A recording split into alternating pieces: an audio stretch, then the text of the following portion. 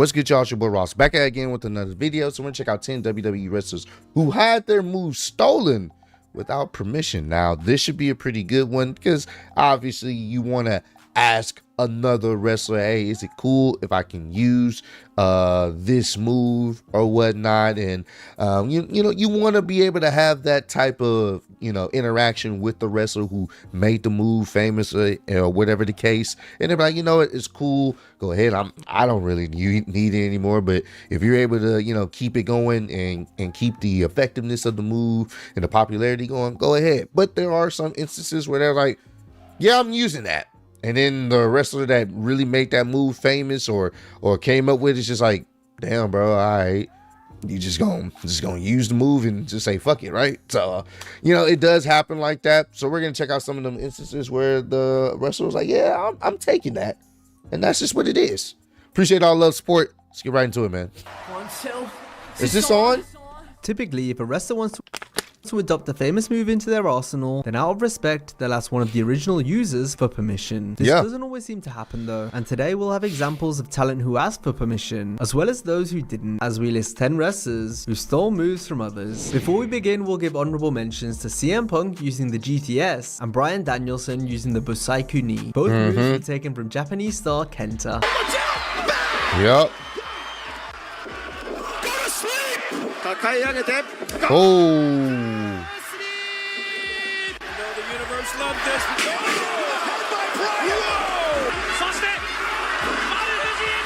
Very impactful moves. Joe's famous spots of walking away from his opponent's move from the turnbuckle was originally inspired by William Regal. Nope.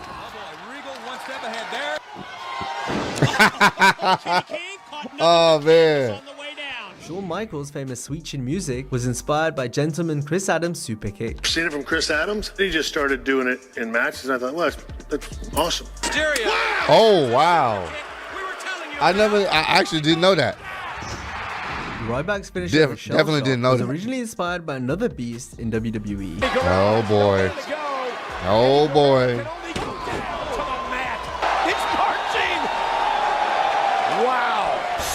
We recently found out about that, We'll so also highlight Michelle McCool using the Styles Clash, something that was even brought up during AJ Styles' feud with McCool's husband, The Undertaker, in 2020. I think you're mad because she does the Faith Breaker, aka the Styles Clash, better than you do. Dig down deep, I ain't gonna lie to you, I love their back and forth feud, man. That shit was pretty good. I ain't gonna lie to you. I was enjoying AJ Styles and The Undertaker's back and forth. It was nice. I was rocking with that, man. Even though we were, dealing with the pandemic, it was cool, man. I appreciate what they were doing. Courtesy of Michelle McCool. Booker T's first big program after joining the WWF came against The Rock. During the feud, it was noted how similar their finishes were, which begged the question, who stole from who? Oh. Yeah. The Rock started using his rock bottom over 2 years before Booker T began hitting the bookend. The People's Champ is believed to have inherited this Uranagi-like move from his cousin, Yokozuna. Whoa, look at this! Oh my goodness! Good night. Tremendous impact. This is gonna do it. The rock bottom and bookend vary slightly in how they land. Oh, look at this! Oh my goodness! Yeah. That's a fair. No surprise that Booker had to change his finish shortly after his rivalry with the Great One ended. Yeah, it's you can see the similarities there. It's very noticeable. It would make sense if one person had to change. It definitely probably wasn't gonna be The Rock because The Rock was the bigger star, so it wasn't gonna be him. But it makes sense.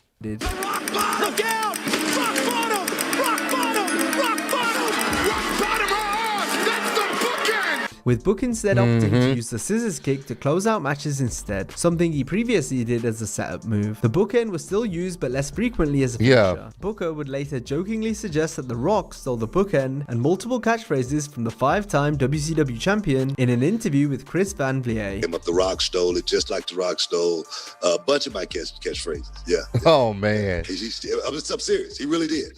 If you smell what the book. Cody Rhodes has a rather unique outlook on how he incorporates different moves. Shout out into to his Booker matches. T, I man. also have like the Mega Man rule. If I wrestled you like 50 times, I'm going to use some of your stuff out of respect for your stuff. My rule is if I've wrestled you more than 5 times, I can do all your stuff. Okay. It's only my rule, and people hate it. A few of the moves Cody uses are more obvious tributes, like Yeah. the bionic elbow. Bionic elbow. And the Ooh. three for the third one. Look at that. Your team obviously did damage to Ravishing Rick's back. Homage to Pops. Yep. Bionic elbow. Hello, American Dream. Rest in For the peace, uppercut Dusty, and man. Brother Goldust. Yep. Shades of Goldust. And there's the real thing right there. The real Goldust. There to see him win. Whoa! The Cody Cutter could be a tribute to Rhodes' mentor DDP. An extend on that one. Woo! Wait. No! Cody Cutter! Not to mention Cody's former legacy teammate Randy Orton, who Yep. Cody got permission from to use the move in WWE after returning in 2022. Set him open. Man, I can't wait. I legitimately can't wait for them to feud, bro. It's going to be so damn good, dog. Hey, I hope it happens at next year's WrestleMania. Their feud is about to be fantastic, bro. The storytelling they can tell just with their history alone. Chef's kiss. Can't fucking wait.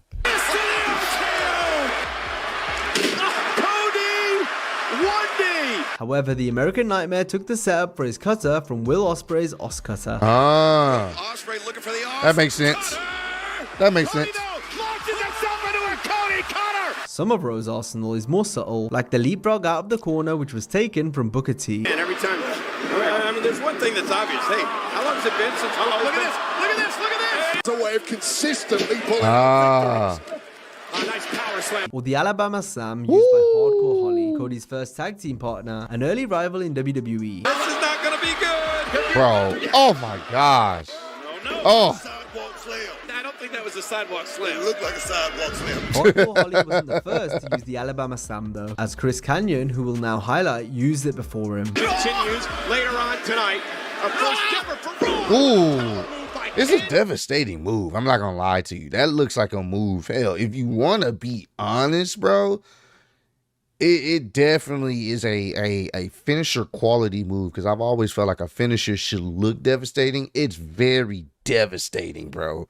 Just the momentum of someone getting swung down with that type of force. Woo! It looks like it gives you a concussion with ease. Oh, no. My God. No. Oh my God. Kanyon was Oh, referred to as the innovator of offense, and for good reason, since many of the moves he invented ended up being used by others down the line. He shows me something different every day. Canyon has really Oh. revolutionized our sport, brought in some moves that no one's even thought of. When you try to make a move to the right or left, you wind up getting stuck. Look at this. Oh, my very impactful. The fact that he is a machine and you throw in tags. Oh. Chris was certainly ahead of his time. We've got the Universal Champion Roman Reigns. Hey, look at Montez Ford. The flatliner is one of the most copied finishers in wrestling. He Look raises at that. Oh, right onto the chair. Tons of wrestlers have tried and failed to use a form of this maneuver as their finish, with some essentially turning it into a self-rock bottom. Oh. A few have done good modified variations. Uh-oh. Wait a minute. End of. Fucking love the end of days, man. Love the end of days. It's such a good finisher, bro. It's so fluid. The way if a wrestler gets some momentum, oh my gosh, such a good finisher, man. Dave. But who Such a better good than finisher. Kanyon? Canyon face first. Right on the But I can see the comparisons Buckshot there. Lariat has been popularized by AEW star Hangman Adam Page, but fans might remember Kanyon doing it back during his days Oh, wow. as Mortis in WCW. Danielson's avoided 2 I didn't know that. previous times. Didn't know that. During his United States title open challenges in 2015, John Cena began using a springboard stunner, which raised eyebrows from fans due to how awkward it looked. And now John Yeah. Cena building momentum. Second row. What the?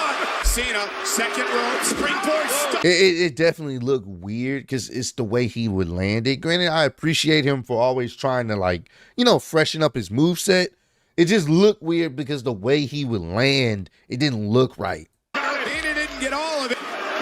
Cena going for the springboard stunner, and he just barely caught him. The master of the Stone Cold Stunner, Steve Austin, also didn't approve and would say as much on his podcast. Oh, had a hell of a damn move with that thing, and all of a sudden just let everybody start kicking out of it, so it's like a wasted deal. It ain't working, so now it's just a move that ain't worth a damn. A few years later, Steve gave his blessing to Kevin Owens to use the stunner as a finisher. At the time, I just felt like a lot of people were doing power bombs, and the pop-up power bomb was my finishing move. And I'm like, I think I need something different. So I tried to think of something new that nobody was doing. Because he's like, you want to use it as your finisher? I'm like, yes. It's like, God, it's about time. I can't believe nobody's tried this yet. and it was very interesting to see Kevin Owens use the stunner.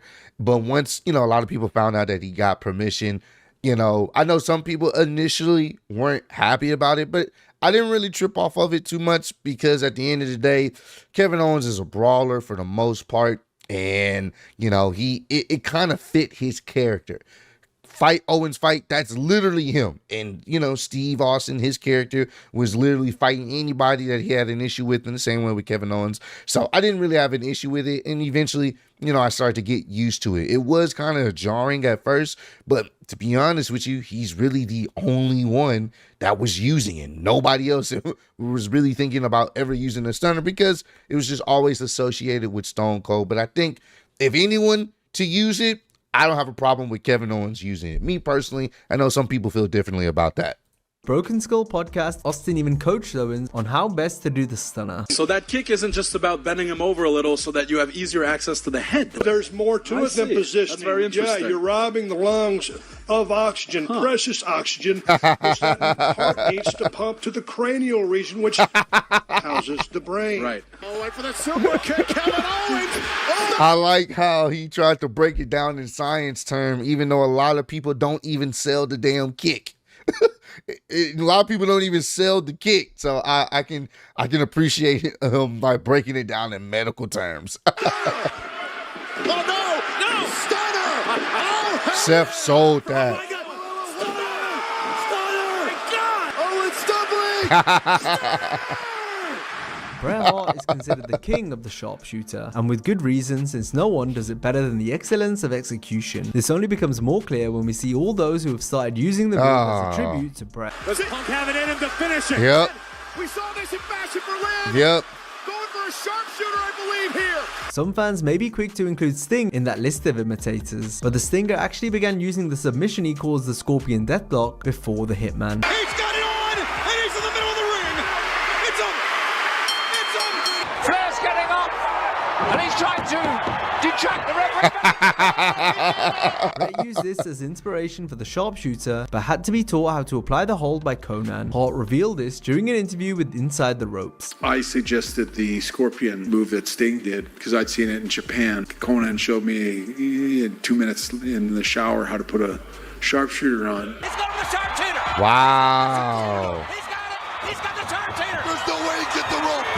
And the referee's calling for the... But I'd like to say that I think the two of them are different. One is the Scorpion, and one, in fact, is the sharpshooter. Anyway, I always thought that I kind of came along and took his move in some ways, and fair enough, I probably did. And he was always really good about it. So, Bret, you copied me, and I know it. So we have the same finishing hold. People will say, and I love your finishing hold. I love it that you use the sharpshooter on people. And I go, I don't do the sharpshooter. I do the Scorpion Deathlock. Death lock.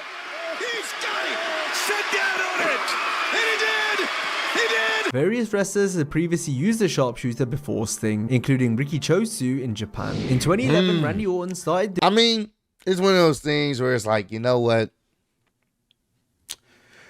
Call it what you want. It's very similar moves. Obviously, they probably got it from somewhere else, but it's very similar moves. Call it what you want. One wrestler calls it one thing, another wrestler calls it another. Fuck it.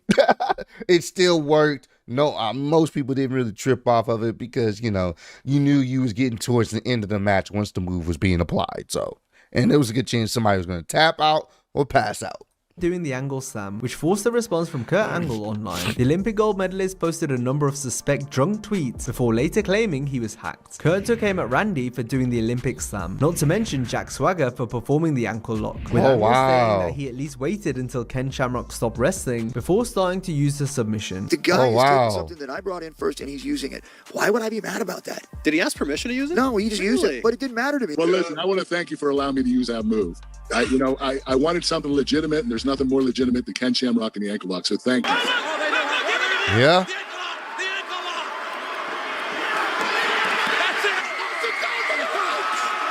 Yeah. While the shots at Orton were perhaps uncalled for, it's hard to argue with Kurt about Jack, since Swagger definitely wasn't good enough to be using the ankle lock. A few weeks after the Twitter outburst, Angle got his own back on Orton in a more appropriate way by hitting the RKO during a match with Jeff Jarrett at Lockdown 2011. Look at him in the zone. Look at Kurt's eyes. Great shot right there. Oh, wow. How about that? I once picked on Randy Orton for doing the angle slam, but I didn't understand at the time. And you're right. He called me and said, "Why are you upset? It's a compliment. I'm using your move." And I'm like, "You're right." It's worth noting that Kurt also took the putting down of the straps and possibly the angle slam itself from Jerry the King Lawler. Jerry Lawler used to drop the strap, and that meant here comes the finish. That's where I got it from. I stole from Jerry. You know what? He stole that move from me, JR. He stole that move from me, JR. Hey man, Kurt was probably he was probably a little inebriated. He was in his feels, and he went on a Twitter rant, which is never a good idea. And obviously they were, Randy, hey bro, what's good, man? Like I wasn't trying to steal your move. I was trying to, show some, like appreciation. Like it was like a a thank you letter to you, like which a lot of wrestlers do. They'll use a move to, remind people of a particular wrestler that did use that move to show some love to them. Like, hey man, we appreciate you. Everybody remembers how iconic this move was, so I'm just showing you love. So I'm glad they was able to hash that out. But there's a good chance either Kurt Angle was perked up when he was tweeting that stuff, or he was lit, or all of the above. So. Going back to the RKO, Orton was originally suggested the move by Johnny Ace, who previously executed the same maneuver known as the Ace Crusher. DDP, who rocked the wrestling world in the 90s with the Diamond Cutter, also gave Randy his full backing to use the move. Of course, there was the Diamond Cutter. Yep. And of course, there was the Ace Crusher. Yep. So Laurinaitis and me, Laurinaitis had my back, and I was trying this move. I believe it was called the Overdrive. It was hurting my shoulder a little bit, which had already been fixed up. And so Laurinaitis was like, "Hey man, do the Ace Crusher." So I said, okay, changed it up a little bit. Holy thank you, Johnny, because now I got this thing I can hit anybody with from anywhere. There's no setup, there's no nothing. Nope. Boom, and it just happens. We needed a name for this thing. My Randy Keith Orton are my initials, and I came up, I'm like, TKO, RKO, this KO, KO, like RKO, Vince, what do you think? And he just never skipped a beat, kept walking, didn't change his stride, said, I like it. And that was it. That was it. Next thing you know, it's RKO. It's RKO. That's so crazy. It's so crazy that's how simple it was. As simple as that. Like one of the most iconic finishers of all time. Easily one of the most iconic, most noticeable. Crowd get hyped for it. It was as simple as, hey, you should do this. Ask DDP, hey, go ahead. Told Vince, hey, I'm going to call it the RKO. All right, cool. Boom. History was made. Just like that. It's crazy. Ever since Orton has taken wrestling by storm with the RKO, a few others in WWE have begun using the same form of a cutter in their moveset, but it's not known if they had to ask Randy for permission to do so. Apart from Cody, who we mentioned, one other person we definitely know ran it by the Viper before using the cutter was Austin Theory. But he asked me, he goes, hey, I want to start doing this move. And it ends up in a similar position, kind of like a cutter. Before I could even think about what the right answer should be, I said, yes. He came to me and he asked me, I don't know if that's ever happened. Stunner to Theory! I ain't gonna lie to you, that was a ridiculous oversell. He got stunned, springboard from the stunner into an RKO. Did it look cool visually? Yes. Does it make any fucking sense? No, but it was entertaining as hell. Boom. Next, we have a unique case where a wrestler who inherited a move wasn't aware of its history. We're referring to Muhammad Hassan, who used the camel clutch as his finisher in 2005, since this is the go-to finish for numerous foreign heels. But the origins of the hold date back to the Guerrero family, where Gory Guerrero innovated the submission. Gory's son Eddie had been using the move to honor his father, though it wasn't one of Latino Heat's signature moves. This prompted Hassan to ask Eddie if he could stop using the hold, since it was the main weapon in Muhammad's arsenal that won in matches. This was after Hassan had been given bad advice from Kurt Angle. It's not known if Angle did this maliciously, or perhaps he, like Hassan, wasn't clued up on the history and etiquette. Hassan gave his side of the story on Rene Dupree's Cafe de Rene podcast. I admit I was in the wrong. I just took some bad advice and was pretty ignorant to my wrestling history. Eddie was fucking so cool about it. Eddie wasn't mad at all. Eddie was basically teaching me, probably taking pity on me. This was blown out of proportion by the rest of the locker room, which led to Hassan being put in wrestler's court. Shane Helms told kayfabe commentaries that Hassan ran up a $2,000 bar tab for the talent as a way to apologize. And he went and bought everybody a shot or something like that. He was doing his best to smooth it over. And I remember everybody held it up and poured it on the ground. Old school was one of the Undertaker's trademarks. Damn, man. That's kind of crazy, especially if he got permission to use it, but some people felt like he shouldn't have been using it. Damn, that's kind of crazy, bro. Damn. It's definitely wrestling, especially back then. I don't know how it is now, but it definitely gave frat vibes. Like you once you got into the business, you're now relatively known. Everybody's already kind of clicked up, you know. Any one thing that you don't know can set a multitude of people off, and now you're public enemy number one, and that's never really good if you're trying to get over, because it don't take much for a couple of wrestlers to be like, hey Vince, I don't know about him, before boom, now you're out on the pre-show. You're on the show when they're building up the ring. That's the show. You're doing wrestling moves and maneuvers in front of nobody because, you know, politics. So coming when the Phenom grabbed the arm while scaling and leaping from the ropes with great agility. This was vintage Taker. This is vintage Undertaker. Vintage. Undertaker plucked Old School from relative obscurity upon inheriting it from Don Jardine, aka the Spoiler. I borrowed that from Don Jardine, who he wrestled under the name of the Spoiler, and when he retired, never knew that. I knew when I wrestled him very early on in my career, and when he retired, I said, "That's mine. I'm taking that." We've since seen Elias bust out Old School as a tribute to Taker. Homage to the Undertaker, of course. Elias. Some old school action. Like a bad cover version. A precursor to Old School was Undertaker's original finishing maneuver, the rope walk elbow drop. Undertaker defeated opponents by tiptoeing along the top rope before hitting a devastating elbow drop. Down the elbow. Holding on. The type of balance you have to be able to do that for someone his size is really, really, really impressive. I don't think we understand. Those ropes are very slippery at times. The fact that he's able to do that with ease is pretty impressive. Desperately from the top rope. Taking all these stairs. Delivered to the sternum. You might recognize it from modern WWE, where you'll see Xavier Woods executing the limit break elbow. No way Woods is going to be able to make this. Coast to coast. Running elbow connects. Oh my God. Rob Van Dam had one of the coolest and most innovative wrestling moves with Van Terminator. The Van Terminator. The Van Terminator? What's that all about, Van Dam? I can't wait to see it myself, baby. Can you feel Look at this.